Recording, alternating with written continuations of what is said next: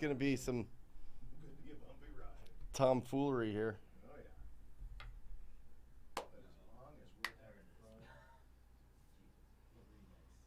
These people are getting the good people. Oh yeah, they are. What's happening? No. We haven't hit live yet. Now go. Okay, real quiet. Is it live?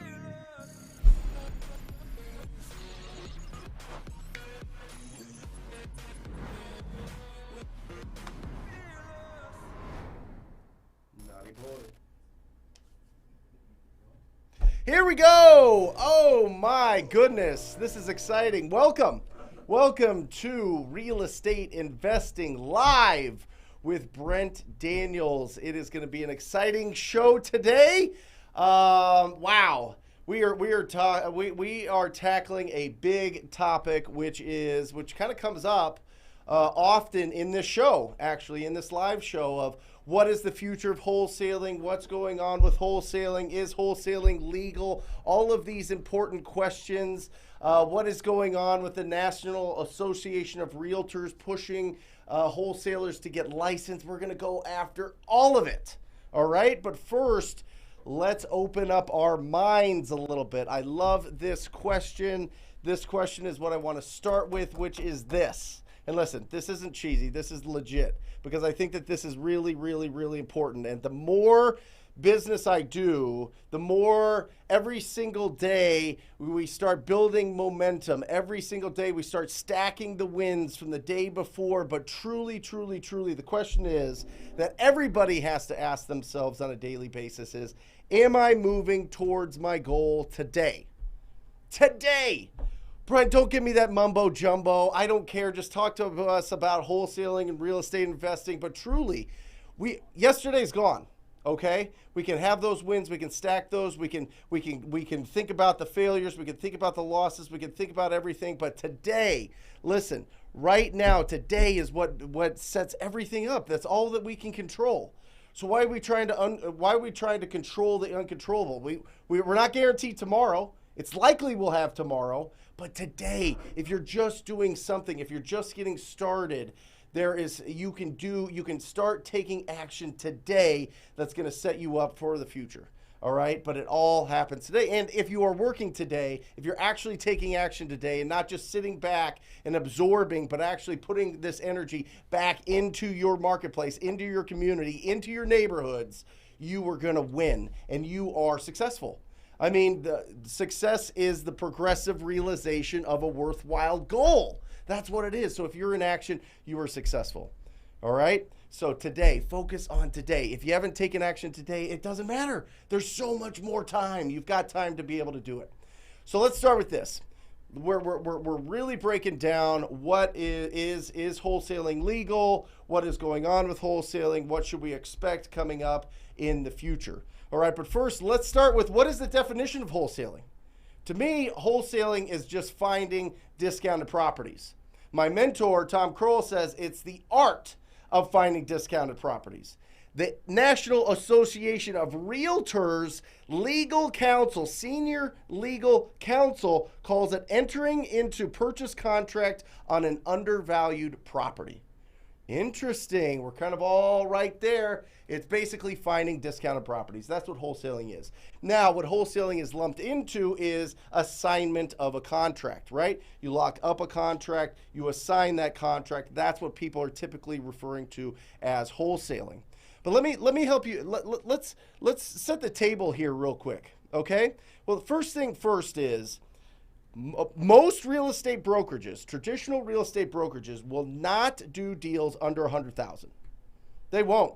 A lot of them, they've got a minimum standard on what they're willing to make commission-wise because it gets chopped up so many different ways that it's oftentimes not worth their time. In some markets, it's under 200,000, if you can believe it. In some bigger markets, it's under 300. They won't touch things under 300,000. That's the absolute truth in some real estate brokerages. So who serves these people? Let me hit you with some stats. You want to hear some stats? This is going to be bananas. Let's go to the whiteboard. Here we go. Here we go. Let's start here. Look at this. 2020 census. All right? The 2020 census. Are we okay video-wise? Oh yeah. Or is it all crazy? No, it's good. Okay, good. 2020 census. Look at this. You can Google this. All right? I'm not going to put the little asterisks and show you where to just literally Google vacant homes in America. In the 2020 census, there's 11 million. 11 million. That's 8.6% of the properties are not just vacant. There's more that are vacant, by the way. But these are vacant for a year or longer. Wow. These properties, right? 11, almost 12 million properties vacant. What happens when properties are vacant in your marketplace? What happens when properties are vacant in your community? People are breaking into, but most importantly, they're getting broken into. Somebody's not keeping up with them. The elements are destroying the property bit by bit, day by day. Thunderstorm by thunderstorm, dust storm by dust storm here in Phoenix, whatever it is. Every single day, those properties are getting chipped away at a little bit and a little bit. But that's not even the biggest thing. You know what the biggest thing that happens with vacant properties are? Typically, they're not paying their property taxes. So let me ask you, how many realtors are specifically going after vacant homes? How many realtors are going after, driving for dollars, looking for the roughest houses in the marketplace and seeing if they want to sell their property, if they would consider an offer on their property? Not many. So who does it fall to? Us beautiful wholesalers. That's what we do. We go out there and we try to help this part of the community. Now listen, there's like 140 million properties, right? This is a fraction of what the amount of the pie is of actual residential properties in the United States. This is just a fraction, right? But this is what we're going after. Remember, we go after people that have, we go after properties that there's a problem with it. There's a problem. There's some sort of distress. Whether it's financial, whether it's emotional, whether it's situational, whatever it is, there's some sort of distress. Remember, people will trade potential equity in their property for speed and convenience. This is what I'm talking. This is the market that we are serving. Not only that, but look at this. Look at this. Unpaid property tax. $14 billion a year. $14 billion a year in property tax. Do you know what property tax pays for?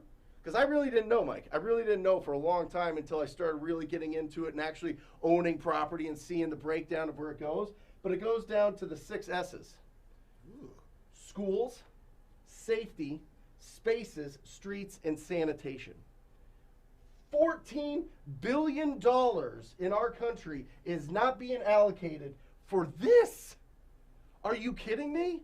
And you wonder why I stand up here with so much energizing enthusiasm, encouraging people to go after these properties here, because guess what happens? Guess what happens when these properties go under contract? Guess what happens when these properties get renovated? Guess what happens when these properties are livable again and people are living there? The property taxes are getting paid. The property taxes are getting paid. And what happens with property taxes? Schools are better. The streets are better. Security is better. Police, firefighters, the spaces, parks for kids and families and everything. All of the public spaces, sanitation, all of these things come from property taxes. But we've got so many properties that aren't getting paid. We have so many vacant properties, $14 billion a year unpaid property taxes. That is why I'm so passionate about wholesaling real estate. That's why I feel like it's such a noble, noble business to be in. Are you kidding me? Look who benefits from this. And really follow the money. If you really want to push that domino over and see who is affected when you go out and get a wholesale deal, certainly the cash buyer, certainly that distressed seller. How about all of the neighbors?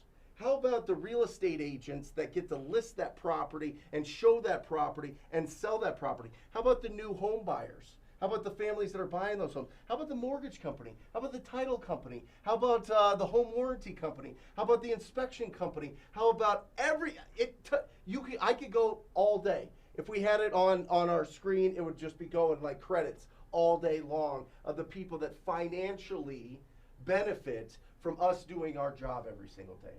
So wholesale is wonderfully ethical, wonderfully moral, and I think, to be honest, versus being a real estate agent, I think that we're doing the tougher work and the work that really makes a huge impact in our community, because it is the stuff that other people don't want to do.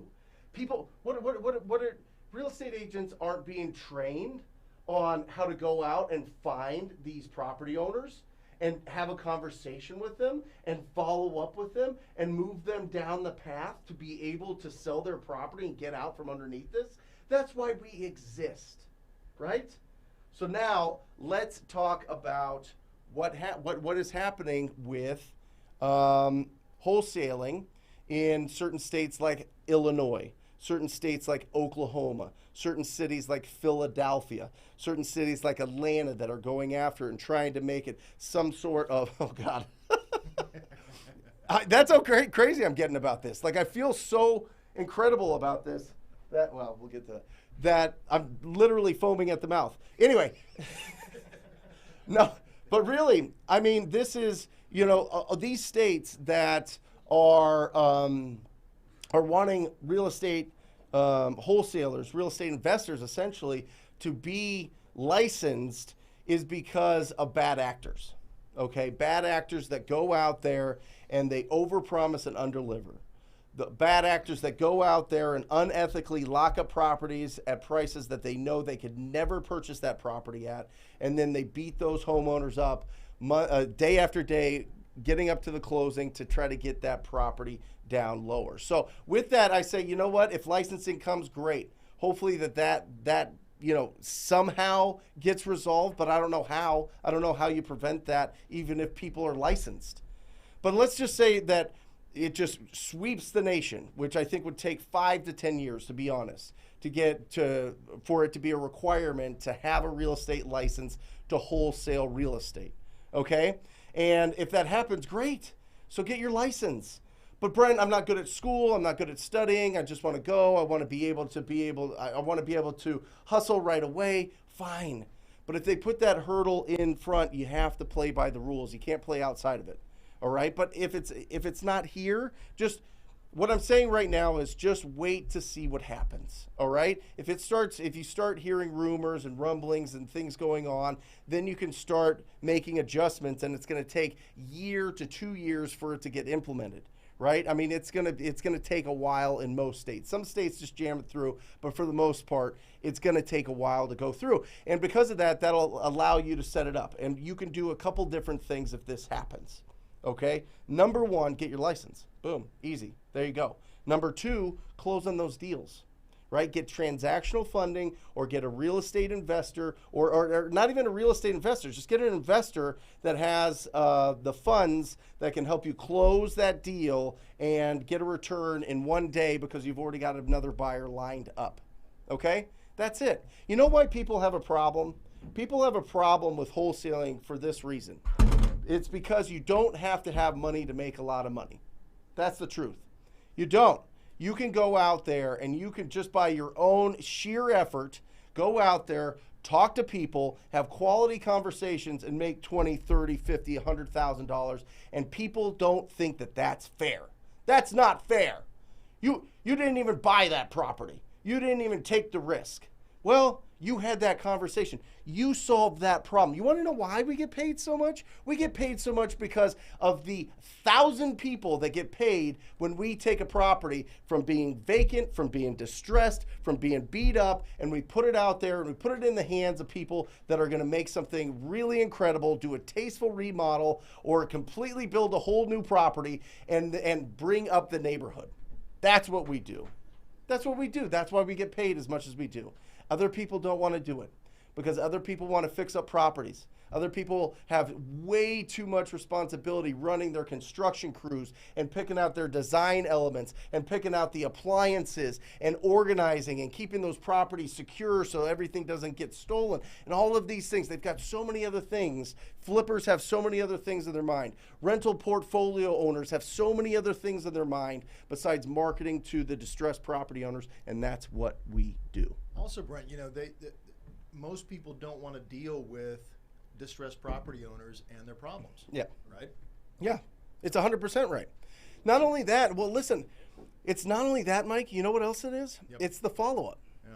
It's the follow-up, because most people are used to when you call somebody up and it's a normal transaction, they answer or they respond or they need you for something. With distressed property owners, a lot of times this isn't their fault. A lot of times they feel bad, Mike. They feel bad that they're in this situation. They feel bad that they don't know what to do. They feel bad to put this on somebody else, so they hide away. So we have to go and we have to peel back the layers of this emotional onion, and we have to make them understand that they can trust us, and we're going to help them with this process. That's what we do. That's what the successful, really successful superstars in this business do, is pull back that emotional onion, get to the core of it, understand what's going on. And a lot of people don't have the patience for that, and wholesalers do. So everybody out there watching this, everybody out there that is making calls, knocking on doors, sending out mailers, putting out bandit signs, putting together websites, following up with all these distressed property owners, I salute you. I really do, because I think you're incredible, and I think that what we do is incredible. And I think that without us, there would be a whole lot less properties out there getting turned around and getting renovated. And they say that there's a shortage of properties. There's 14 million vacant. 14 million properties vacant. I'm sorry, 11 million properties vacant. 14 billion in unpaid property taxes, and we're out there helping these people out and finding it. Are there some bad actors? Absolutely. But we don't have to be that. You know, and if legislation comes along, we live in this land, right? Those are the rules that we live by, and that's what we got to abide by. So you either close on those deals or you get a license. If you operate out of fear that something's going to happen, or if you're preventing yourself from going after your real estate goals, your real estate dreams, of building up a portfolio and having that portfolio pay your lifestyle through passive income, whether it be rentals, whether it be commercial properties, whether it be land, whether it be Airbnbs, whatever it is, if you're letting this prevent you, let's just destroy that right now. Let's break whatever's going on inside your brain that's saying, well, I don't know if I should get into wholesaling because, you know, what if they make me get a license? Then find an investor that'll help you. Right? That'll cover the cost. That'll cover the purchase, right? Or get your license. But I don't think it's going to happen for 5 to 10 years, all right? I mean, we've got a video here. I'm kind of hesitant to play it because it's like 3 minutes long, and to be honest, it's not really that exciting. So what I'm thinking is, you know what, let's not play it live here. Let's put it as a link. Guys, let's put it in a link. It is the senior counsel for the National Association of Realtors, which I think did a phenomenal job. And he talks about what wholesaling is and what it means as a real estate. The main lawyer, right? The main lawyer. Yeah. Yep, the main lawyer. We're going to put it in here. He did it in 2019. Listen, I like the National Association of Realtors. They're a huge lobbying group. They might be the biggest lobbying group in the country. All right? They do a fantastic job, and for the most part, you know, Mike and I have been licensed since 2004. They've really kept it clean. They've kept the industry really, really clean. So I don't mind them stepping in here and making it so that you have to get a license. But what I'm saying is, if your fear is that you have to get a license and you don't want to start wholesaling, you're missing the boat. You're missing the boat. So a couple things, Brent. So So one is wholesaling is not illegal, right? 2, some states may choose to require wholesalers to get a real estate license. 3, if they do, then the wholesaler has 2 options. They can either get licensed, which is not a big deal for the most part, or they can close on the deals with either their own money or go find somebody with money. Which, by the way, we did that for a lot of years, buying stuff at auction. We didn't have the money, so we had to talk to people, find somebody that had the money, and split up the deals with them. You know, that was it. That's it. So, yeah, I mean, when it comes to wholesaling, I mean, unless it's specifically that you cannot assign the contract in the contract, you can assign that contract. I mean, check with your local attorneys, check with the title companies and closing attorneys. But I'm telling you, it's so funny, Mike. I did a mastermind, the mastermind in Tulum, the Multipliers Mastermind, and an incredible guy, Jeff, out of Chicago, is absolutely destroying. And he saw the legislation coming out. He knew that you'd have to get licensed in Illinois to do business there, and his business tripled as soon as that came out. So what I'm telling you is, the moral of that story is, prepare yourself and you're going to be ahead of everybody else. All right? But just follow that. Don't just assume that it's going to happen in your state. Follow it and stay up to date with it. And just talk to the title companies. Talk to the real estate brokers around town and see what's going on and see if if there's a big push in your state, because it's state by state. It's state by state. It's not NAR that's going to just do it throughout the whole country. It's going to be something that they elect people in each state to run that kind of campaign to get licensing for wholesaling. States that require licensing, I mean, it's just going to get rid of the bad apples. That's it. Yep. Yep. So there you go. There is your answer. But beyond that, I really wanted to set that tone of like how much value we provide to the community. Nobody else is going after them. Nobody. I'm telling you. And if it is real estate agents, they're going after it as an investment, not to go list and show those properties. I'm telling you. So, excellent. Let's open this thing up. We went 20 minutes on my soapbox. Now let's open it up. Guys, this is wide open. We don't have any guests for the next hour and 40 minutes. This is question and answers. I want a couple different things. One, I want comments about whether or not you've done a deal. If you've done a deal, see that thing? See how lonely that bell is back there? It's sitting there. It's got like a sad face. It's like, oh, I just want to be rang, right? So put in the comments here if you have closed a deal or locked up a deal. I want to celebrate you. Two, I want to know if you have some properties that we need to comp and take a look at. I love breaking those down. And three, whatever you got, whatever questions you got, throw them at us. So I'm excited. It's a good show. I like this. I like this topic because it keeps popping up. It keeps popping up. What's going to happen? There you go. Ricky Shea, is it a good idea to work with a listing agent on a property? Well, there's a couple different things there, Ricky. I don't like any properties that hit the market. One, if it hits the market and there's not a bazillion offers on it very quickly, they're wildly overpriced. All right?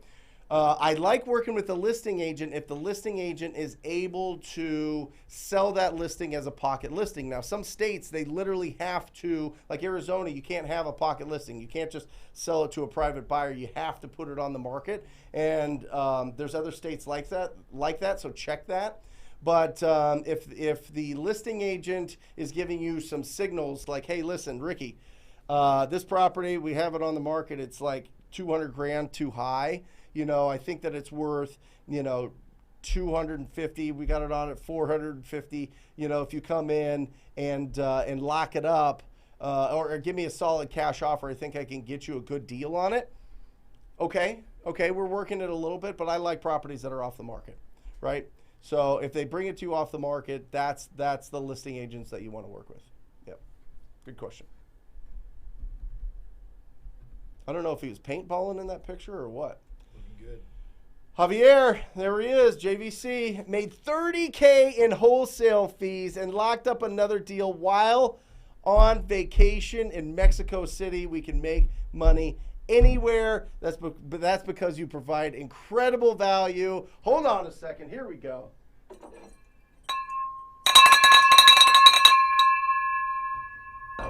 I love it. That's the truth. That is the truth. That's the beauty of this business. You know, the beauty of this business, I don't have my phone, Alejandro has my phone, but the beauty of this business is 95% is on the phone. What do you think, Mike? 98%? Something like that is on the phone. And you can do that from anywhere, or just email or whatever else, or text. You can do that on your computer, your phone, whatever. So it's an incredible business. It's incredible. Dwight Walker, I like transactional funding. A couple different things. Number one is transactional funding, you are now an actual investor. I like that. There's something about being an actual investor as opposed to being just a wholesaler. All right? And the reason I say that is a couple different things, right? If you were ever audited and they're like, you never have any intention to close properties, you're just going out there and locking it up with the intention of selling this contract, you didn't make that wildly clear in your language, in your contract, so we're mad at you, right? This is the Department of Real Estate saying this. But if you show that you close deals You're an investor. You do close deals. You are going out there. You do have the ability. You do have the intention to purchase these properties. And that's what's important. So I love it, Dwight. I would highly suggest that on your bigger deals, if you can, get it to the point where, you know, maybe you're closing 1 out of 5 or 1 out of 2. 1 out of 2, 1 out of 5, whatever, 50%, 20%, that you actually close and show that you are an actual buyer. And once you have that relationship, it's phenomenal, because now you're just working. Now you can close that, and you can always the beautiful thing I like about transactional funding is this.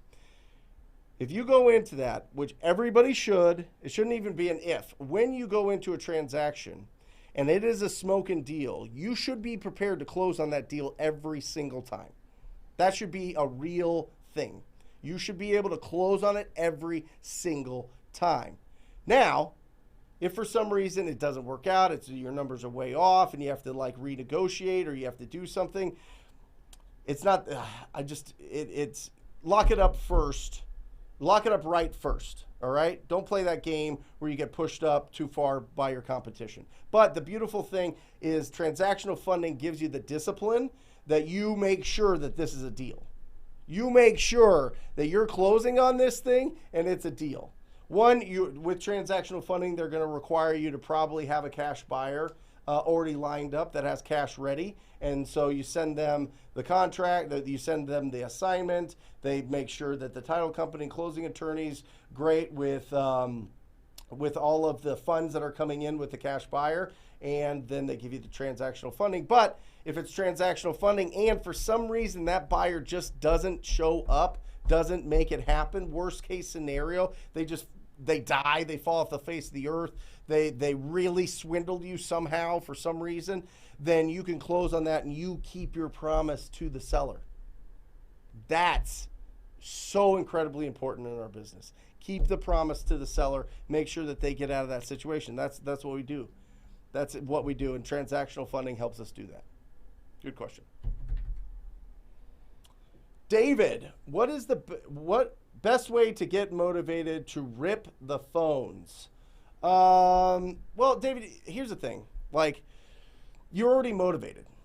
It's already in you. There's something different about your brain to even be, putting in a comment, watching this show, going after and wanting to be a real estate entrepreneur. So feed that beast, man. Just feed that beast. Just take the little action. Call for 5 minutes, get off. Call for 10 minutes, get off. Call for 15 minutes, get off, right? To really rip the phones and feel confident. You already have that in you. You have that fire in your belly. Just pour gas on it every single day. It's just building a sustainable actions day after day after day, and that's what's going to make you successful. So to really rip it, a couple different things, just mental side as you're getting going. I love standing up. I love having a prospecting cockpit that has my scripts on it, has my goals on it, has almost like a dream board on it, has some overcoming objections scripts that I have on it. It was literally like a presentation. You know, like how kids do presentations for their school project or whatever. You can get them anywhere, Amazon, Walgreens, Walmart, whatever, and then you put it up. That's your prospecting cockpit. You put your computer in front. You've got your phone. You've got your calculator. You've got your pen and paper or your master lead sheet that you get from ttpinsider.com. Don't sleep on ttpinsider.com. Get in there, and yeah, there you go. Ricky knows. Ricky knows. Once you start calling, it just flows. Yep. Do we not have the little runners? Oh, there we go. So Alejandra's running the show today, guys. Matt is out with a little bit of a cold, but we're rolling. This is we're still alive. We're still online. I mean, I think Alejandra's crushing right now. Oh yeah. All right, Bianca, what are some things to look at for when looking for a JV partnership? Lady called me the other day wanting to. Well, it just depends on what side of things you're on, Bianca. If you are the one finding the deal and they're the one helping you sell the deal, that's one thing. If you're going to them and saying, hey, I have buyers, you have the deals, can we JV on this deal? That's a whole other thing. So I'm assuming that they want to sell your deals, which is pretty normal. The one thing that I would do, a couple different things. One, you got to build up your cash buyer database so you don't have to rely on JV partnerships forever. Two, once you sign that JV partnership agreement for that property to market that contract, you're stuck with that relationship. So you got to make sure that they are legit. They've got a great track record. They over communicate, and they're not like greedy. You know what I mean? Like, you can tell when somebody's like all money all the time, all money all the time. We're going to make so much. I've got this, we got that. They're like, you know, kind of pouring honey in your ear, and they're like, I'm the best. My buyer's list is the best. We're going to make so much, all this stuff. I would watch it, because oftentimes they're just trying to lock up as many as possible and get 1 out of 5 sold, and they get paid and life's good. Right? So make sure, one, they have an incredible reputation. If they do, make sure that they over communicate and that you like the way that they communicate. Because if you don't, it's going to turn into a nightmare. Because guess who's on if you locked up that purchase contract, if you got that signed, and you're the one that followed up with that seller and have the relationship with the seller and are there for the seller, and this person screws it up on the back end, you're going to feel terrible. I'm telling you, this is personal experience. You're going to feel terrible. You're going to have to, talk to them, and things are getting pushed back, and I'm sorry, we're trying to close this as soon as possible, and all these other things. It turns into a nightmare. So make sure that they've got a great track record. Awesome. So Brent, where would you go to find a JV partnership? Would you get into the Facebook groups or the RIAs, or where would you go? If that's what you're looking for, where would you find it? Listen, if you got a deal, the JV partnerships are going to find you. If you post it anywhere, if you're putting it out there, if you're posting it to Facebook, if you are posting it to a RIA or whatever else, those groups will find you. If you're having problems selling your deals, Google wholesale real estate, Austin, Texas, wholesale real estate, Boise, wholesale real estate, Spokane, wholesale real estate, Tampa Bay. They're going to pop up. You call them and say, hey, listen, I've got an incredible deal. I don't have buyers. Can you help me out? And then if you like the way that they sound, you can work with them. Would that also be like if you're looking for a mentor to help you comp and help you do some of these things? Gotcha. Sure. Yep. Sure. Yeah, absolutely. I like reaching out, and we've said it probably, 5 or 6 times on the show. I like reaching out to the people that set up those Facebook groups. Yep. The real estate investing Facebook groups or meetup groups or whatever else. Typically, they've got incredible connections. They're a people person. They're a networker. They obviously have some credibility, or people wouldn't just join their group, right? So for the most part, those people are pretty cool, and you'll find out quickly if they're not. It's like the title and escrow agent, right? Mm-hmm. And then the Facebook group, the guys and gals who set those groups up, I think, are 2 of the more underutilized resources. Yep. For wholesalers. Yeah. I mean, you could talk to a title company that, who's the best escrow officer in title company? Who's the best closing attorney for wholesaling into these groups? You reach out to them and ask them, hey, listen, who's real? Who should I need to meet somebody? Just give me a name. If you're not comfortable giving me their whole information, I totally understand. But if you can just point me in the direction of their company or their name, I'd love to reach out to them and start a relationship. I'm out there hustling every single day. I'm out there finding opportunities. I've got a fire in my belly to do this. Who should I be networking with? And those title companies should share it with you. It's all interconnected. Remember, these title companies are getting paid because of your efforts. You know what I mean? They want you to succeed. So leverage it. Also, Keegley's growing. Keegley just throughout the country. Yep. Yeah. Yep. Keegley.com. Brent, I appreciate what you do. Thank you, Brad. I have been doing the busy work for years. I've started taking consistent daily action since your 30-day plan video. Deals are in the pipeline. Brad, yes, they are in the pipeline. Listen, here's the thing. The really interesting thing is once you start building momentum in this business, Brad, it's going to just start going faster and faster and faster and faster. But you got to keep putting coal in the engine, right? This train's got to keep running. We got to keep putting that coal in, and that is leads. That is lead generation. That is the that is the fuel for the engine of our business. So don't slow it down. Don't sit back. Don't go, oh, I'm overwhelmed. I've got a lot of leads in here. You got to keep hunting every single day, because the fact is, when you do that deal and you had 40 leads in your pipeline and you just closed one, now you know you need 40. You need to replace that deal with 40 extra leads, because it takes 40 leads to get you one deal. And then that'll narrow down to 10 or 15 or whatever, as long as you're pre-qualifying those leads. But Brad, I celebrate you, brother. Awesome. Absolutely awesome. Addison. Brent, is it a good idea to tell a seller that you are a wholesaler? Yeah, I mean, it's good to be honest. I mean, it just depends. That's why, listen, a couple different things, Addison. One, always be honest. It's just going to keep you around longer, right? Two, it's a lot more powerful, truthfully, to say that you are a cash buyer. But don't lie. So what does that mean? We'll find somebody anywhere in town that's sitting on money, sitting on a Roth IRA, sitting on just savings account, sitting on the sidelines with their funds, and say, hey, listen, I'm out there. If I find a discounted piece of property, would you be willing to be my investor? Yeah, no problem. Okay, great. Now you've got it set. Now you are the cash buyer. Now you're walking around town with, a couple $100,000 in your back pocket. $500,000 in your back pocket. Now you're feeling confident, and that's going to be a better conversation. Go ahead, Mike.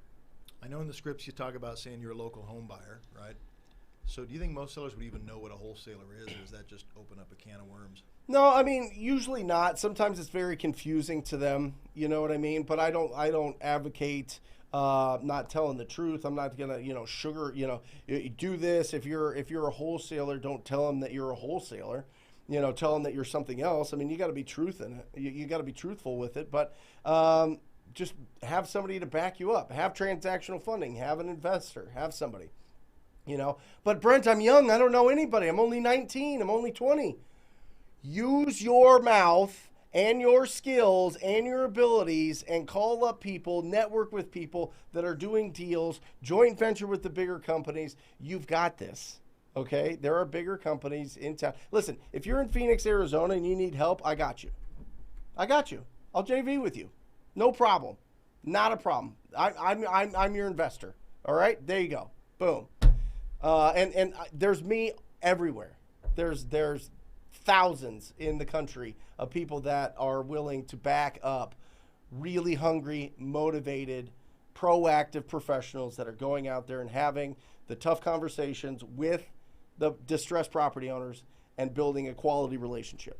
It is a huge value. It impacts an untold amount of people. So go with confidence that you're in the driver's seat there, that you're doing amazing things by reaching out to those property owners. Got it? Good. AR, what's going on, Brent? With prices of everything going up, is the repair cost of your car of your chart the same? Can you confirm and give us a new update on your repair cost chart? It is the same, and let me explain why. Because the difference in the cost of lumber, right, of the building materials, of the actual labor is going up, yes. But guess what's also going up every single day, week, month? The value of the properties. So by the time it's all said and done, it kind of washes out, AR. I mean, you can adjust it a little bit if you want. I mean, if for some reason there's like specific shortages and things in your market, just keep your ear to the ground and just understand, is there enough labor to go around? Are there enough building materials to go around? And if so, rock and roll, I mean, and if not, then make that adjustment by 5,000 to 10,000. I wouldn't go too crazy with it, because don't make the assumption you know how much it's going to cost to fix up a house. I put that chart in there as just a guideline, because I don't, somebody could do the work themselves. Yeah, I can tell you I've sold dozens of properties to people that live in the property and fix it up at the same time. And it's not like live like they're going to move their family in. They literally just live there as a project, fix up the house as they live there, and sell it and make their 40, 50, 60 grand or 100 grand in this market now, and enjoy life. So don't assume. And by the way, they pay more than anybody else. And right now, traditional home buyers are picking up these properties with cash because there's nothing else to purchase, and the real estate agents are saying, hey, here's a private money lender that'll lend you the funds to purchase it cash. This is the process that we're going to use to refinance out of this high interest rate loan, and we're going to put a low interest rate long-term loan on it after you own it, but this is our only shot. You're competing with cash buyers, so you need to go in with cash. So, I mean, it is absolutely like spring break out there right now. I mean, it is wild. I mean, there's beach balls going. There's people just high-fiving each other. It's incredible. People are making so much. There's so much opportunity. It's so incredible right now. Whoa. Yeah, fuck poverty. I get it. I closed my first deal for $7K last month. The property was literally right around the corner from my house. Cold calling vacant properties. Woo! Driving for dollars lead here in Alabama. Come on. Jesse, you got me with that one. You were wondering if I was going to say it. Yeah, I said it. It's all right. I speak French sometimes. That's incredible. I mean, I salute you. $7,000. I'm telling you. I am telling you. I love that energy, right? The F poverty. Right? Change. Being able to pick up the phone and make a dramatic financial difference. It's incredible. I watched this kind of sideline for just a second, guys. I watched this Netflix show on Money Explained, and it was talking about student loan debt. Oh my gosh. And just the way that it just, oh man, it is absolutely crazy. It's worth the watch, but it is insane how well we can do versus college graduates and the time that it takes to do it. It's bananas. I mean, the potential we have as an entrepreneur in 2021 in this country is absolutely incredible. But what if they raise taxes? Great. You're still going to be way ahead of everybody else. Well, what if they get rid of capital gains and 1031 and the market falls? Still going to be ahead of everybody. Still. I mean, I'm telling you, the difference between being an entrepreneur in this country and being a 9-to-5 employee, it's bananas. It's absolutely bananas. I mean, we have so much opportunity if we just have the courage to go after the goals, the dreams. That's the first thing. Am I moving towards my goal today? That could also be, am I moving towards my dreams today? Absolutely. It just depends. It just depends on if you're taking action today. Who are you talking to? What is a new conversation that you're going to have today that's going to all of a sudden in 90 days that seed starts sprouting, right? All of a sudden you're starting to make a real impact in your community. Dude, I liked how Earl Nightingale defined the opposite of courage as conformity. Yep. It absolutely is. Yeah. Opposite of courage is conformity.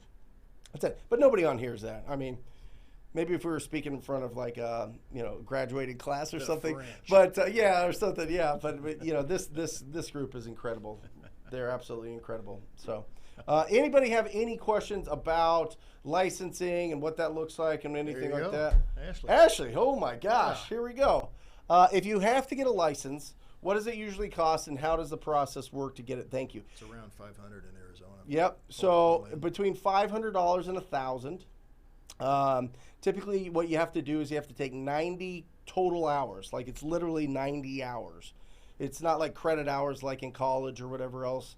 It's 90 hours that you go to the schooling. I believe a lot of the schools are now going online, which is incredible because we used to actually physically have to be there. So 90 hours online. You have to take the test, a state and a national test, and you get a license. And then from there, you have to hang your license with a brokerage, typically to get access to the MLS, to be able to get access to lock boxes, keys, and that type of stuff. Do you have to have it? Do you have to hang your? Well, we'll see. I mean, maybe you don't have to have I'm sure you'll have to have an active license, not a not passive. What's the other one? It's inactive. Inactive. Yeah. Inactive license. That's when you still have your license, but you're not using it. But you'll probably have to have an active license if they require it in your state. But I'm telling you, people that have their license in those states that require it are crushing. So Ashley, there you go. Good question. Isaiah, would you say that text blasting is something we should try weaning off? What are your favorite forms of marketing, Brent? Thanks for letting on the call last time. Yeah, Isaiah, listen, talking to people. So that takes the form of so many different things, but the easiest path for talking to people is to pick up the phone and call them. Okay? Texting, the carriers are going to start blocking. They're just not going to get delivered. You're just not going to get a delivered text message. So it's going to be tough to have. Remember, everything starts from having a quality conversation with the distressed property owner. So how do you want to do it? You got 3 ways. You can go out there and you can buy those conversations. You can have them call you. That's called marketing, right? Traditional marketing. Bandit signs, direct mail, internet. Boom. They're reaching out to you. They're starting that conversation. 2 is you can wait for it. You can wait to get referrals from your friends and family, from your networks, from your real estate agents, from title companies, whatever else. Anybody that can refer you business of distressed property owners. It's an incredible, profitable way to do it, but it takes a lot of time and you have to build a reputation. Or 3, you can earn it, right? You can go out there every single day, and really you have 2 options. Knock doors, pick up the phone. Knock doors, pick up the phone. Picking up the phone, you're going to be a lot more efficient. Knocking doors, you can literally go right now. You could literally just go down the street. Oh, there's a house that needs some love. Hey, I know this is random, but I'm looking to buy a home in the neighborhood. Wanted to see if you would consider an offer on your property here. You know, you could do that right away. That takes nothing. It doesn't take a dialer. It doesn't take skip tracing. It doesn't take a CRM. It doesn't take, anything to be able to pull your list. None of that. But I would highly suggest that you call. And if you do call, make sure that you use the TTP script so that you can get past the first 5 seconds. Because when you call somebody, the first 5 seconds gets you the next 30 seconds. You can download that script, ttpinsider.com, ttpinsider.com. If you have not, listen to me. Guys, if you have not subscribed to this channel yet, come on. What are we doing? Every single day we come out with instruction. This isn't fluff. I could do a ton of videos on why real estate's better than cryptocurrency. I could do a ton of things on when is the next stimulus check coming out. I could do all these things, clickbaity things, to go out and get this big, broad audience, but I want the quality. You are the quality. If you are watching this and you're getting value, click the subscribe button. Click the subscribe button, click the bell, get that little jolt of energizing enthusiasm every single day. We put out stuff every single day. Put it out there. Guys, I'm telling you, the catalog of what you get out of this channel is what most people charge like $100,000 for in some sort of, exclusive mastermind or exclusive whatever. It's bananas. You get it free right here. Live in my world. I'm telling you, it's fantastic. It's wild. It's fun, and you deserve it. So come on in. Come on in. Subscribe. Hit the like button. Andres, I have a property under contract. I would like you to comp, please. Oh, Pennsylvania. I'll tell you what. Pennsylvania doesn't pop up often, but when it does, it's a lot of fun. So let's get into Pennsylvania here. Let's get in here, and let's rock and roll with this. Alejandra, you are on point, girl. Dang. I was like waiting for some glitches, but Matt's at home not only with a cold, but he's sweating. He's sweating right now. I need that address again, Alejandra. There it is. Can you pull me out of there real quick? Guys, we're here. This tool is PropStream. You can get that at ttpdata.com, ttpdata.com. Any and every serious real estate investor has PropStream. I'm telling you. I mean, it is that necessary. I mean, it is that powerful of a tool. So ttpdata.com. What is it, Mike? Say that word. What's the name of the street? McKeesport. What? Oh, Duquesne. Duquesne?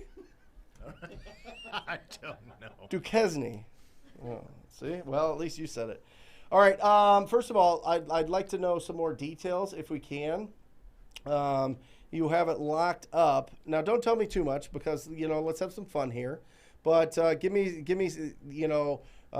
condition of the property. That would help. All right. So, guys, this is what I do. Every time that I'm looking at a property, I always go to the pictures. I always go to the aerial. I want to see what I'm dealing with. And the reason I want to see what I'm dealing with is because location, location, location. It matters.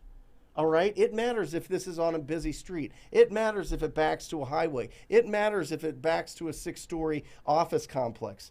Now, here, it backs to Sherwood Forest, which is fantastic. You know, there's probably a lot of adventures and fireflies that fly around. I don't know. I don't know if there's fireflies in Pennsylvania, but I assume. A lot of pictures on Zillow. Okay, great. Old listing from 2018. Ooh, well, let me get a vibe of this neighborhood. I'm liking what I see. It's older. It's established. Look at this. Okay, is this the property? No, this one, the red brick. Whoa. My man, who put this? This is This is what I'm talking about, guys. Look, this is a huge difference. If you pull up on Google Maps and it looks like this one here, that's not a deal. I'm telling you right now, it is not a deal. You pull up one that looks like this gets me excited. This is what you should be looking for. This is fantastic. Look at this. I mean, deferred maintenance. You don't have a tremendous amount of, does it have a garage? What's We'll deferred see. maintenance? Yep. Deferred maintenance, sorry. Deferred maintenance is basically like they're not keeping up with the paint here. The roof is getting run down a little bit. They're just, you know, the granules that are on here start wearing down and getting smooth. And so you have to start replacing the roof because there's an underlayment here that protects the house. You've got just, you know, brick that's just been weathered, right? Just, you know, some of these signs here, this bush is like, you know, just taking over. It's just doing crazy stuff, right? So I love this. This is fantastic. This is a great deal. I hope you locked it up at the right price. We're going to find out what that is. But this is good. This is solid. I like it. And by the way, this neighborhood looks really, you know, if it's turning around, it's older. Obviously, it's 1950s built. But that you could see that there's some properties that have been renovated. And that's the perfect kind of storm that you're looking for. You're looking for these older neighborhoods that have some really beautiful remodels that have already been done by fantastic flippers. So I'm looking at this thing. The inside is a complete disaster. Whoa. Well, let's look at it. You keep teasing me.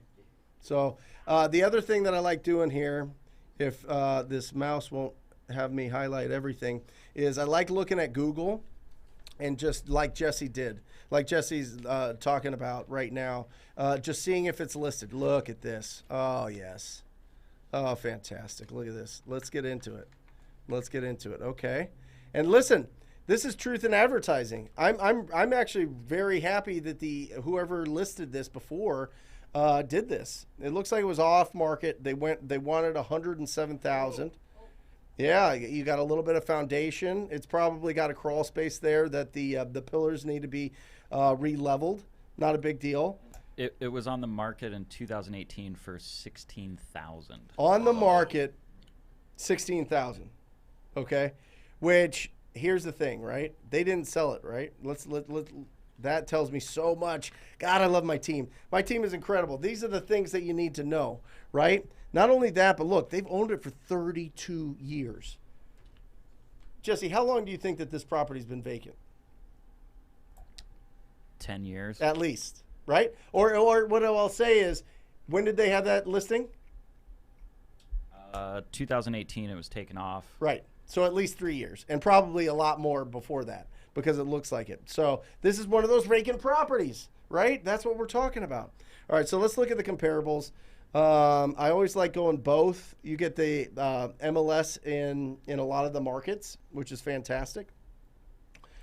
And so it's tied in. It gives you access to the MLS, so it gives you the access. The reason I like pulling the MLS is it shows you what's on the market and what's pending and contingent. What are people actually getting for these properties, which I absolutely love. And this is great because the comps here are kind of all clustered around here. You've got a lot of low stuff. So I want to see something real quick. Let's do this. Let's shorten this timeline. I want to shorten this to just the last 3 months. What are we in? June? We'll go back to March. And we'll do 16th. I don't know what day it is today. It is the 16th. Holy cow. Man, I did it. Yeah, you've got some low stuff here. Look at this. But I like that one at 149, and it's in the neighborhood. Are you kidding me right now? They make it too easy. PropStream makes it too easy. Look at this right here. You see this? Number one right here is right here. That same neighborhood. Let's take a look at this thing. Now, it's showing MLS, but usually they have this little picture button, and it's not showing it. So I'm going to Google this guy now and take a look at what's going on with this property. Look at you, you beauty. Look at this. Look at that. Beautiful. Beautiful. Oh, fantastic. Oh, the pink and the blue. Oh, wonderful. Look at this. $150,000. It's got the garage in the house. Ours is back behind, so it counts. They're both 2 stories, right? Both similar square footage. I mean, look at this. It was on Zillow 39 days. It's probably been under contract for a while. And so this went fast at $150,000. So you got $150,000. Now we're looking at our property here, which is a similar size, very similar size, 1,600 square feet, a little bit bigger, same size lot within the same. This is going to be a perfect comp for an appraiser and a flipper. So you go $150,000. So let's go to the board. And he said he's currently got this property under contract for $17,000. What? Wait. He's got it under contract for $17,000. Yep. Oh, brother. Oh, my goodness gracious. That is fantastic. Now, what's going to eat into that, obviously, is the condition.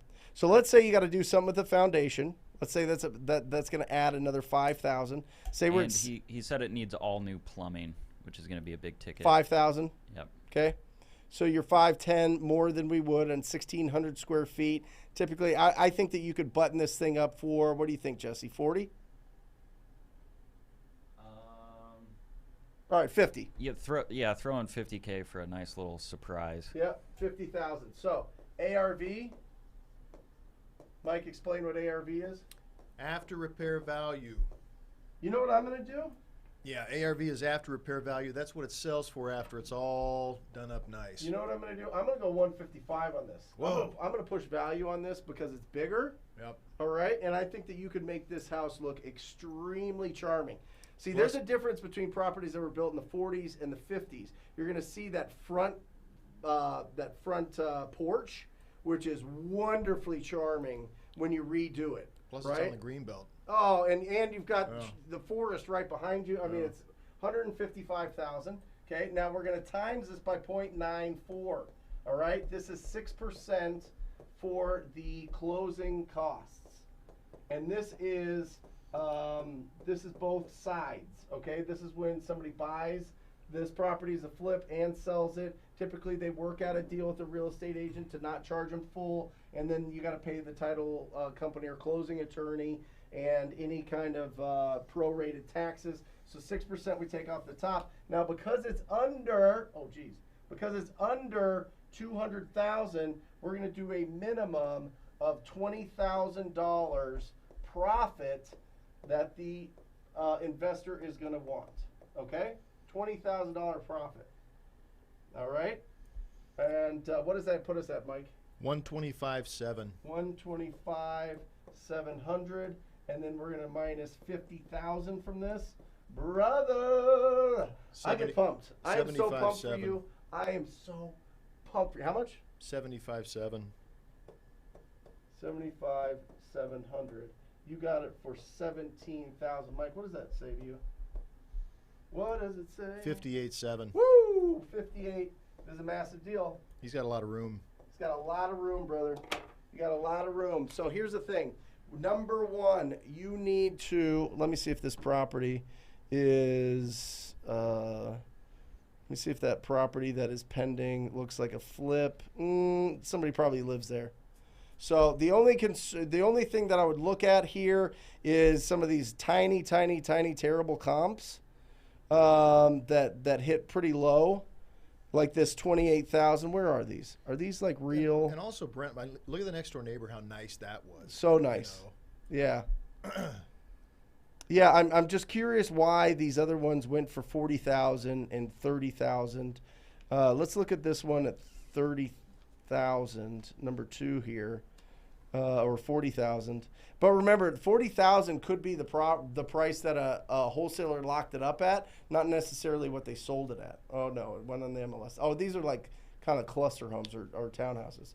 This is pending at 39,000. Let's take a look at this. This is great. Let's see what this one looks like, because this one's not far away. Oh boy, hold on. Boom. Come on, internet. Jenny Lind. Here you go.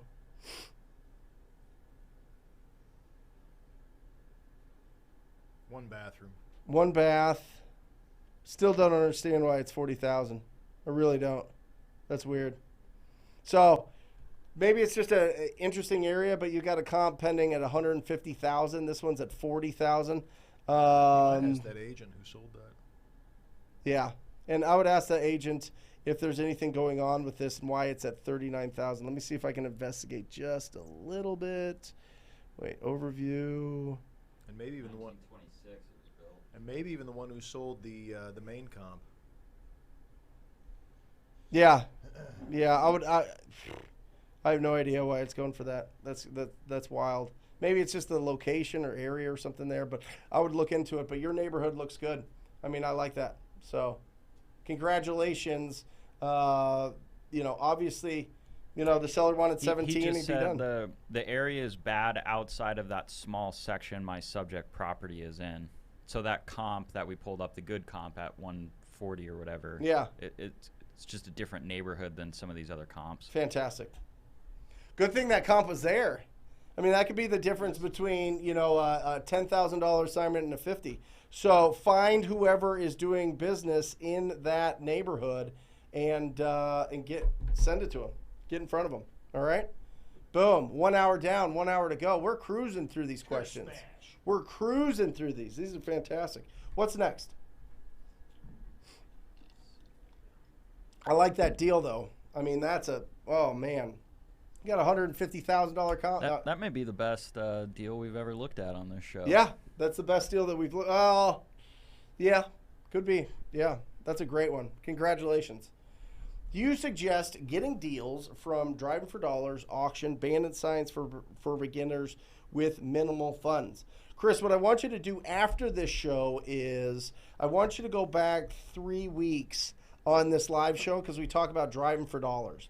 And 80% of people get their first deal for Driving for Dollars. So we've got a lot of tools for you to be able to do that. And, we've got a really great Driving for Dollar packet and TTP Insider. So make sure that you download that so you know what you're looking for.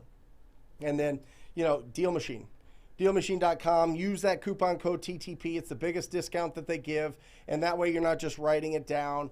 If you can afford the $50 a month, it's absolutely phenomenal. If not, you're just going to have to do the legwork. You're going to have to write down all the addresses, take it to the county recorder's website, and figure out who the owners are and get their phone numbers that way. But Driving for Dollars for sure, brother. And DealMachine.com, TTP, coupon code, biggest discount. Go ahead, Mike. So for those three, if you're a beginner with not, on a smaller budget, between Driving for Dollars, auction, and bandit signs, focus on Driving for Dollars. Yep. Yeah. Yep. Yeah. Absolutely. Yeah. I mean, listen, it's you're gonna know when you're Driving for Dollars if this property is vacant. You're gonna know if this property is, needs a total rehab, and maybe it's just tired landlords. So. Ricky comes in. Pro tip, you can DoorDash and Drive for Dollars in order to pay for gas if it's a huge deal. Also, the orders will take you into neighborhoods you've never seen before. That's fantastic. Getting paid 2 ways. I love it. Getting paid. Yep. Jose, how do you feel about code violation lists? It's a good indication, Jose. It really is, of some sort of distress there. Now, what I would say is most of the time, those are going to be rental properties, right? The tenants just don't take care of it. And so there's code violations that happen there. So when you reach out to those property owners, just kind of get the scoop on what's going on with that tenant. Why Why isn't the tenant putting you in this situation that gives you a code violation? How long is their lease? Do you want, we can help you. We can help them relocate. We can give you the cash offer. We can do everything for you. That's what we do. That's what we specialize in. So just make sure that, just understand that most of those code violations are coming from tenant occupied properties or vacant properties, which is great. But, you can do a lot of damage driving for dollars too, Jose. Just remember, if you're getting a code violation list, everybody's getting that code violation list. Nobody has your driving for dollars list. They have properties on it, but not the exact list. Okay? Love it. And with driving for dollars, you have to earn that list. So if people just want to download lists, it's great. You can filter it through. PropStream does a fantastic job of pulling that list, but other people are going to have it. James Conaway. When door knocking, is it better to pull the address on that and make sure the actual homeowner lives there so you're not bothering the tenants? No, don't overthink it, James. Listen, I have done the first couple deals, right? Not the first one. The first one I knocked. We just did a video on it. Daniel and Matt did a great job editing and filming it. But the first deal I did, the neighbor was a caretaker. The second and third ones, it was tenants that owned the property, that lived in the property. They knew the owner wanted to sell it. They were actually moving out of the area, and we had a wonderful conversation with them. And they kind of gave us the inside scoop so that when we talked to the property owner, we knew that they were ready. Hey, listen, Bob, I just talked to your tenant, James, and he said that you're interested in selling this property. I'd love to give you cash as his offer on it. Can we talk? Blah, blah, blah, blah, blah. And it just opens it up. So anytime that you can have some sort of,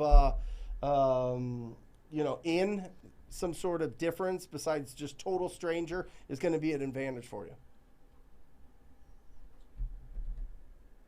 Scott, great to see you. Hi, Brent. Scott here again from Wholesaling Hotline Monday. Closed 2 deals this week. Have 4 more under contract and will be closing another June 30th. June closes 4 deals for Scott. Scott, yes! I love it. Look at that. Look at that. Scott's on fire, man. Scott's looking good. Scott's on fire. He is on fire. He's in great shape. He's on fire. Is he sitting by a fireplace? What's going on? I think he's out to dinner. Anyway, yeah, incredible. 4 more. Put in the comments, Scott, if you could, how you found those deals, and if you're comfortable sharing, put in what you're making on those. That'll inspire everybody in the comments and get everybody pumped up. By the way, you guys should be connecting and squatting up in the comments. Put where you're from. Put what's how long you've been in the business, whatever it is. Find people that are in your area that you can connect with. Listen, there's just not a lot of us. And stop being on an island by yourself. Go out there and connect with people that are actually doing this business and have that same fire in their belly and same crazy brain that you do to do this business. Okay? Awesome. Gugu. Should I consult with a real estate attorney regarding the purchase contract? Yes. Are there favorite escape clauses? So a couple different things. I never try to escape. I get what you're saying. It's common language. I get it. It's the vernacular. But just change that a little bit. Just make sure that it's an inspection period, that the condition of the property before you totally commit to that deal. That's a normal in real estate transactions, and I think that's what really protects you and makes sure that you're getting a good deal. But 2, yes, I would reach out, but not only reaching out. I like having my own real estate attorneys, but if you don't want to pay for it, the hack is go talk to a closing attorney, or if it's in your market, if you have a title and escrow company that handles that, make sure that you talk to their in-house counsel. Set up a meeting and just say, hey, listen, do you have a contract that you prefer the most?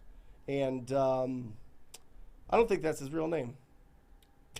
Or her. It doesn't matter. You're in here. You're doing it. I would talk to the title company and see if they would sit down with you and show you the contract that they prefer to use for title and escrow.